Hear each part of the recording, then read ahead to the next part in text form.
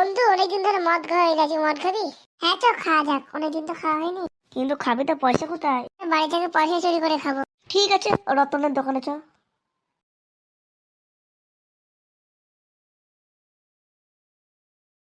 ঘেঁচে তুই কত এনেছিস? আমি 200 এনেছি। আমি 300 এনেছি। বাবাস। আর নানটুটি কত এনেছিস? আমি 300 টাকা এনেছি। চ, একটা 450 হয়ে যাবে। ঠিক আছে চ। রতনদা বাড়ি আছে নাকি গো? বল কি নিবি? বলছি একটা 450 দাও তো।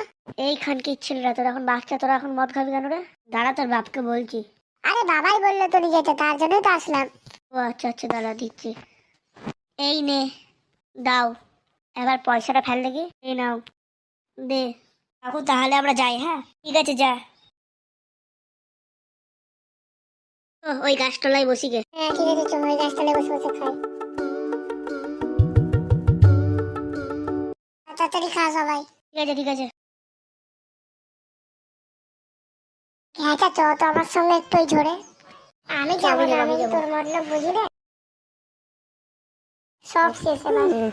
খেলা এবার শুরু হয়ে গেছে, নেন্টু আবার কি করে কি জানি। ছি বন্ধু, তোর মনে এইসব ছিল তাহলে? হ্যাঁ বন্ধু, হ্যাঁ। ভিডিওটা যদি ভালো লাগে তাহলে একটা লাইক সাবস্ক্রাইব করে দেবেন, আর যদি ইনস্টাগ্রামে দেখে থাকেন তাহলে একটি ফলো করে দেবেন। আর ইনস্টাগ্রামে আমাদের ইউটিউব চ্যানেলের নাম দিয়ে আছে, সাবস্ক্রাইব করে দেবেন। ছি বন্ধু, ছি, তুই আমার সঙ্গে কেমন করতে পারলি? আমি বারা তোকে আগেই বারণ করেছিলাম, তুই ওর সঙ্গে যাস নে। এবার গাড় মারা গা।